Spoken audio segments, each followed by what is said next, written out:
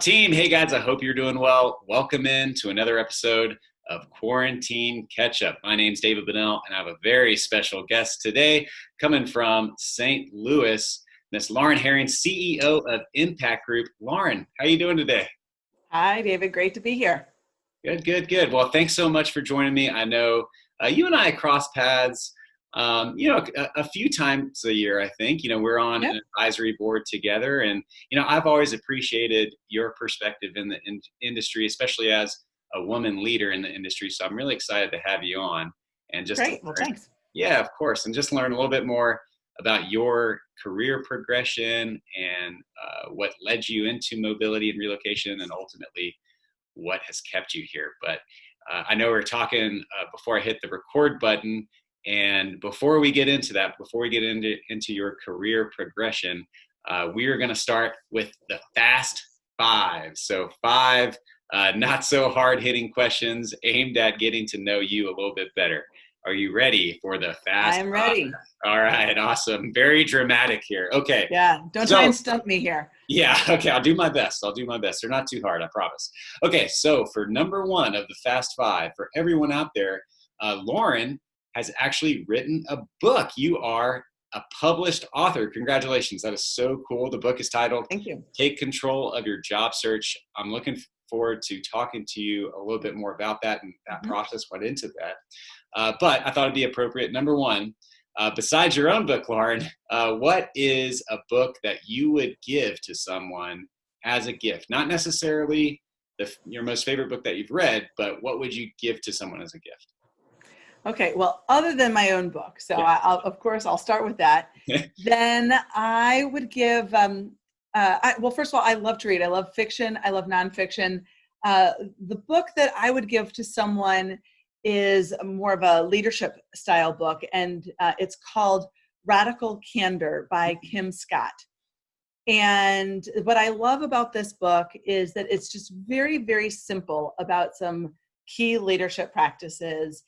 It gives you a framework to think about leadership and managing someone on a continuum of caring personally and challenging directly. And so the sweet spot is where you both care personally and you challenge directly.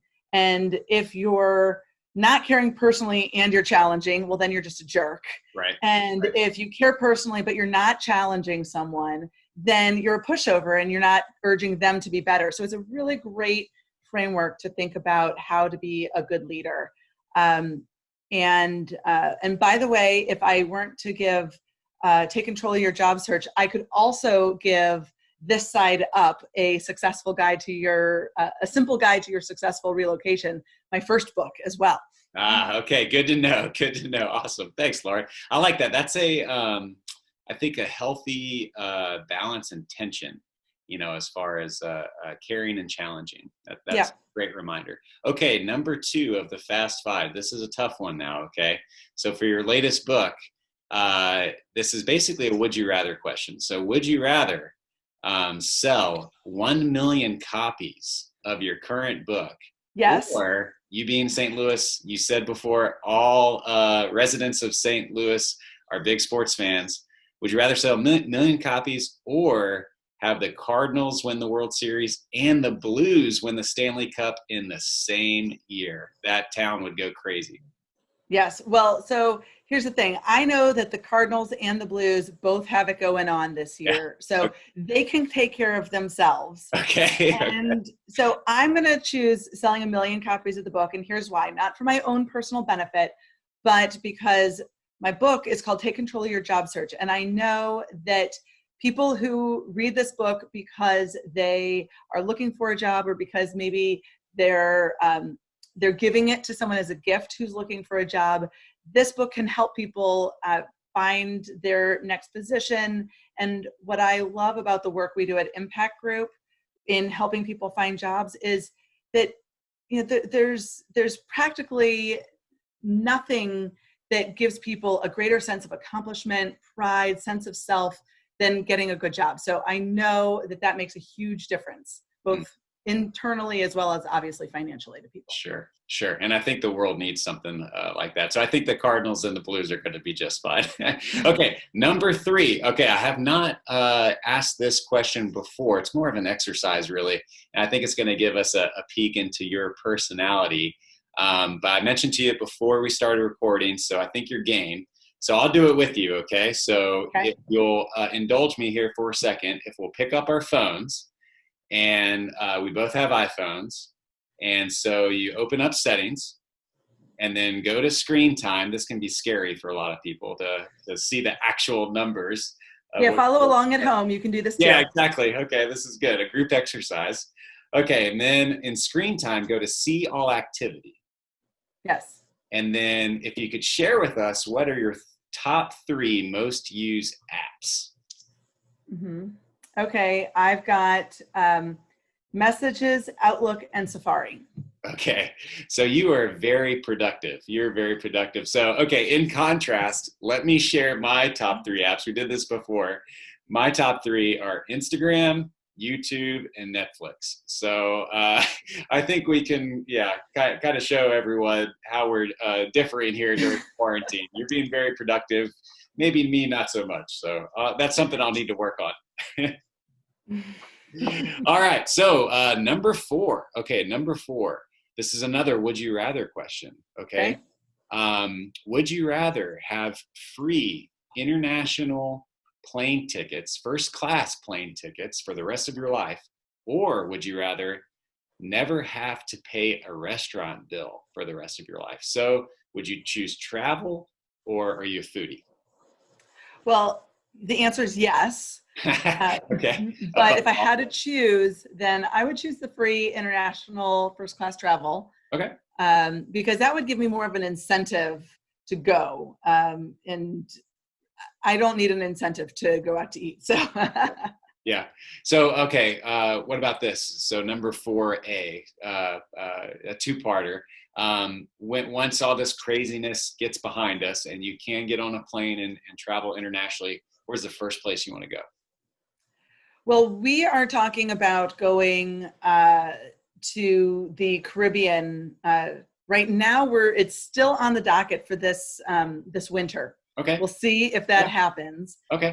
So we do have a trip to the Dominican Republic planned. I don't know if it will happen, but we have not been anywhere warm and tropical for about the last 4 years. Yeah. As you know, David, I have a 5-month-old at home, and so getting Luca to join us in this world was quite the process.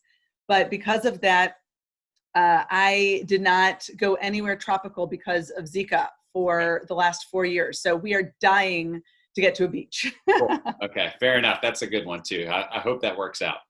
All right, number 5, last question. Okay, so Lauren, you are hosting a dinner party, and there are 3 spots for dinner guests, and you can invite anyone to be your dinner guest. And when I say anyone, I mean anyone. Celebrity, athlete, politician, business leader. And here's the catch: you can invite anyone throughout the history of civilization. So anyone, a historical figure. Who is going to be your 3 dinner guests? Yeah. So I in this particular answer, I went in the direction of wartime leaders. I don't know. That's just the mood I'm in. I don't know. Yeah, sure. So my 3 are George Washington, Abraham Lincoln, and Winston Churchill. I love it. I love it. So in times I'd be interested in the mentality of standing up to evil, or in the case of Washington, the inspiration of being part of starting our country in a completely new and different way from what had ever been thought of before. I love it. That's a great answer, especially a guy like Washington too, who I'll fact check myself here, but I mean, ultimately he gave up the presidency. I think they wanted to go for another term, and he said, it's too much power for one guy to hold on to for that long. So I mean, just a great leader. But that's great. I love that answer. Well, thanks for indulging me, Lauren. I really appreciate it. That was the fast five, just five kind of lighthearted questions, getting to know you better. And that's kind of what I wanted to hit here with our conversation, is just, kind of talk through, your career progression. And I know we talked about your second book, and I wanted to talk about, what the thought process that went behind that. Maybe that's a good starting point, is, this is your second book. Is that correct? Yes. Wow. Yep. Okay. So how long ago did you write your first book? 2016. Okay. And that one I did not market as broadly, because the population for relocation books, as you can imagine, is very targeted. Yes. Yes. But the work that we do at Impact Group of helping people through the personal transition of relocation is what I wanted to recreate. And so I wrote the book as if that you're going down to your local coffee shop with your friend who's moved 100 times, been there, done that, and you're getting the download of how to best plan for, as well as make a move successful before, during, and after, and feeling at home again as quickly as possible.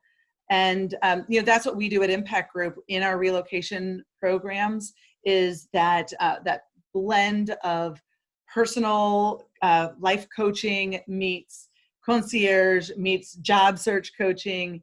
And so I wanted to kind of put that in a box, or in a book, if you will, of how to kind of recreate that if someone's just moving on their own. And a lot of that also is, how can we take some of that content and give that to people that are moving in the industry as well. But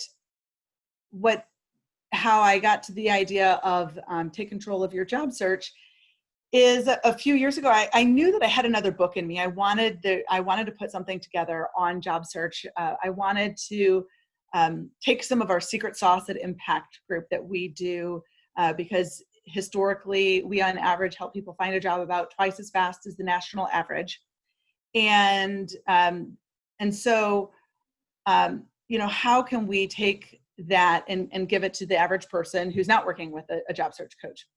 The other thing that I recognized how this came about was that in the industry, probably similar to what you're experiencing, is, price points are going down, down, down. So we're asked by our clients to say, well, can you do it cheaper? Can you do it cheaper? And so we went through a product development process a couple of years ago to say, what is job search coaching looking like in the future?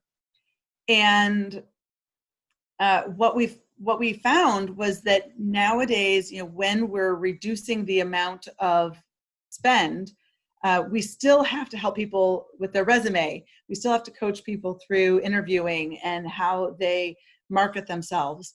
But the challenge that the really special thing that we deliver is in the emotional support of the coaching.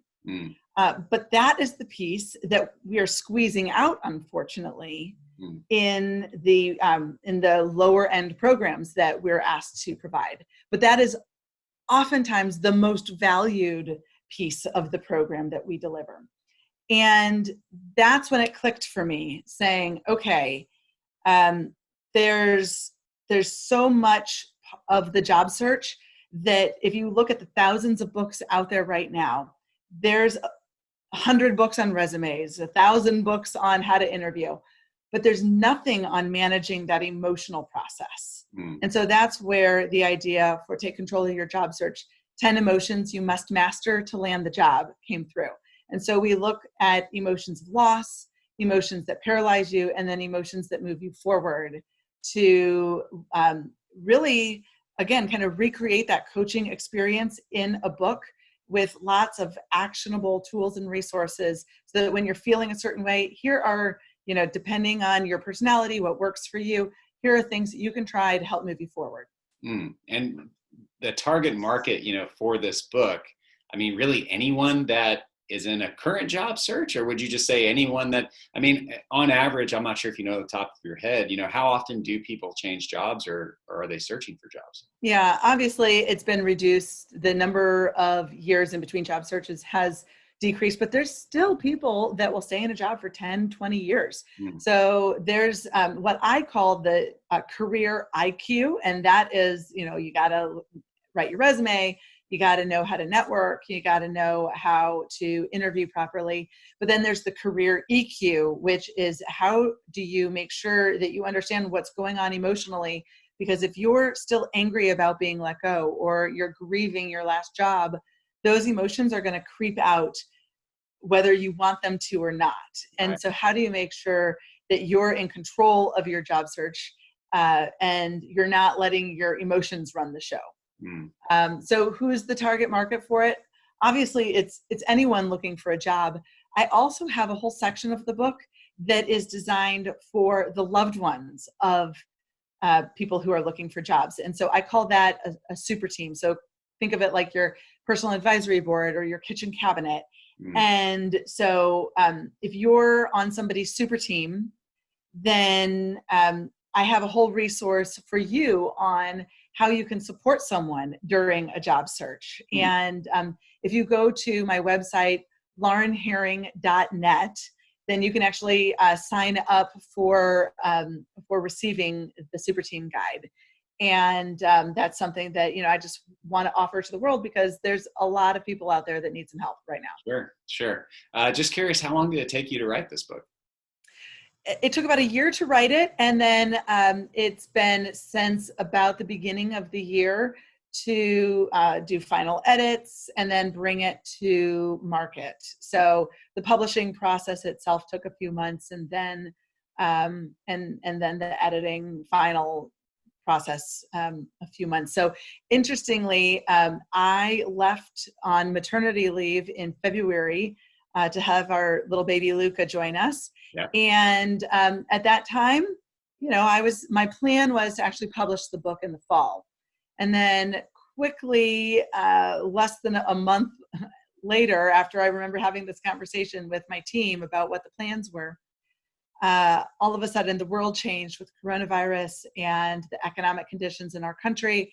And so it just became very clear to me that I needed to change gears and move into like a super speed editing process, publishing. So we moved to market really quickly so that we could be in a position to help people when they need it most. Sure, sure. That's great, especially to have that, flexibility and agility for you to move that quickly. Yeah. Kind of going back, a little earlier, have you always, fancied yourself a writer? Have you always, written kind of like as a kid and growing up and going through school? No, I never saw this at all in my path. But I was inspired by my mom, who, after she retired from Impact Group, then she wrote a book called No Fear Allowed, a story of guts, perseverance, and making an impact. Wow. And so it's a personal memoir and a business book, especially oriented and geared towards the entrepreneur. And so it's a really inspiring tale for the person who's just pushing through adversity and has a goal and makes it happen. So I recommend if you're into biography, autobiography, and from an entrepreneurial and leadership standpoint, it's a great read. It's a very quick read. So she published that in 2015. And I had already started this site up by then, but I saw that there was an opportunity, and I felt like both it was something I wanted to do personally, and it's something that I want to do to grow Impact Group as well. Yeah, yeah. No, that's great. I love that. So not only is Impact Group a family business, but authoring books is as well. That's so cool. That's so cool. Yeah. So kind of moving back and I realized, can you just give us a brief history of Impact Group? Was that founded by your mom? Yeah, so she founded Impact Group in 1988. Wow. We were founded specifically with the goal of supporting the dual career spouse during the relocation process. So very, very niche, unheard of at the time, really. So this has become kind of a standard offering now in the relocation space. But at that time, it was the early days of women going back into the workplace. There was starting to be rumblings about this, but it was also one of those things where she created an industry, had to educate people nonstop for a decade about the value of why this service was something that organizations wanted to commit to. From there, in the niche in the relocation space, we did also start an outplacement practice. So outplacement being the service that a company provides when they are letting people go. So it's a part of the severance package, and the company provides career coaching to help them find their next opportunity. So we started in a relocation space, took those job coaching services into a transferable space in outplacement. And I joined the company in 2001. So yeah. I was just going to say, sorry to interrupt, but I know that we were talking earlier, and I know that you went to Notre Dame. Mm-hmm. Awesome university. I've actually been there. I don't know if you remember, I went there when I was in school in 2005, maybe. And Okay. I actually saw the Notre Dame Southern Cal game. And it was where we thought for sure Notre Dame was going to win. I had a good friend that went there, and they ended up losing to Southern Cal like last minute. Oh, it's so tragic. So tragic. It was so much fun though. South Bend and Notre Dame, that's a very special place. Yeah, and that's always a big rivalry game as well. So yeah, I honestly, I'll have to admit, I don't remember that particular game, but okay.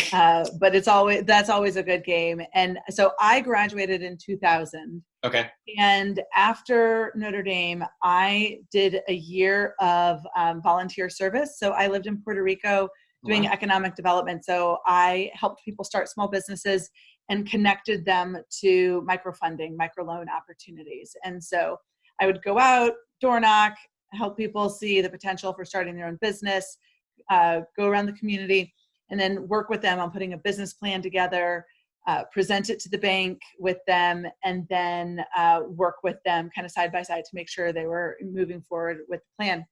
So I did that for a year, and then I came back to the States in 2001 in the fall, and by that point, the dot-com bust was in full swing, and I thought that I was going to have a sure thing with the company that I had interned with all during college, and it was in the technology space, so I did not have a job to come back to. So when you were in school, was there any inclination or any idea that you were going to join, the family business and work for your mom? No. So I had worked in the summer a couple times in high school for the family business, but it was my mom's thing. I definitely did not want to live my life in my mom's shadow. And so I was going to say, that was your thing. This is my thing. And it really wasn't until my senior year in college that I even gave it a second thought. And it was during that internship with a large corporation. And a friend of mine that was an intern with me, she was like, so you have a family business, right? I said, yeah. She said, well, why aren't you doing that? I would be all over that. And it never occurred to me. I'm like, well, other people think this is cool, but why don't I? So I didn't even consider it before then. And then I still really wasn't considering it. I did look at some other options. But then when I came back to St. Louis after I returned from Puerto Rico, two things happened. So first of all, there was the dot-com bust. So the job that I thought I had waiting for me was not. And then the other thing was that as soon as I came home, my parents sat me down and told me that my mom had just been diagnosed with breast cancer. So really, I didn't think twice. I said, I'll figure out my own career situation later. Because again, I wasn't even thinking of staying in St. Louis. I wanted to go off to the coast or to Texas or, just someplace that I felt like was more interesting than Midwestern St. Louis. And then it was a no-brainer. I said, I'm going to stay home. I'm going to be with family. This is too important. I want to support my mom. Fortunately, she came through that with flying colors and in the meantime, I just started doing projects at Impact Group. So I wasn't even really a full-time employee. I just started kind of helping out. And before I knew it, I was like, wow, I like what I'm doing. I like the people I'm working with. I like being with family. Gosh, St. Louis isn't as boring and lame as I remember it being. So really, it's a wonderful community. I love it. It has it has all the things that a big city has, but then it just has a little bit more kind of ease of lifestyle as well. It is cliche, but you don't really know what you've got until it's gone, kind of thing. Yeah. Where you're so close, and you obviously grow up, with your mom, and that's a valid point. To have a concern about living in her shadow, because I'm sure she casts a pretty long shadow. She was a trailblazer, really, in what she was doing and what she accomplished. Yeah, and so in that way, what made me realize that I was okay with moving forward with Impact Group, both kind of short-term and long-term, was the realization that whether or not I live in her shadow is up to me. And that, in terms of taking the business where it needs to go for the future, if all I do is just continue what she did, well, that's not good for the business even long-term. Right. Because businesses need to change and evolve. And, that's just strategy 101. Right. So when I came to grips with the understanding of that I'm my own person, my own leader, I can take the business in new and exciting directions, and I can create my own leadership style, then it became a very comfortable choice to not only join the business, but also to make it my long-term career path as well. Yeah. And I think there's similarities between Impact Group and Transportation Worldwide, where we are also a family business founded in 1987. And I am not a family member, but I'm a member of the management team. And it's almost like the way I view it, similar to what you're saying, is, we've been given such a great foundation and such a great, path. And it's up to us and the rest of, we have kind of a young core. We're all kind of in our mid to late 30s on the leadership team, where we're like, man, we want to take this thing for the next 30 years and make it even better. And so it's just a really cool opportunity. So over the 20 years, nearly 20 years that you've been with Impact Group, obviously you've had, increasing roles of responsibility. Was it always in the back of your mind? Was it always kind of the plan for you to have that top job? No, so I joined the company as an account manager, managing some of our smaller accounts and just figuring things out. From there, I managed one of our operational departments and getting my first experience in leadership. Then I took over the marketing for the company, so that I have a bachelor's in marketing, so that was an exciting opportunity as well to use my my education. And then in 2005, so that all happened in about 5 years. Then in 2005, I took the opportunity. It was a big risk, but it was also an exciting opportunity. I've always loved international travel, as your Fast Five proved out. Yeah. And I raised my hand and said, hey, I know I don't have any experience at this, but I'd love to figure out what we need to do in order to take our business more globally. And so I did both sales and marketing internationally, as well as building out our team, where we started in Switzerland and the UK, and Shanghai, Singapore, Tokyo, and Japan.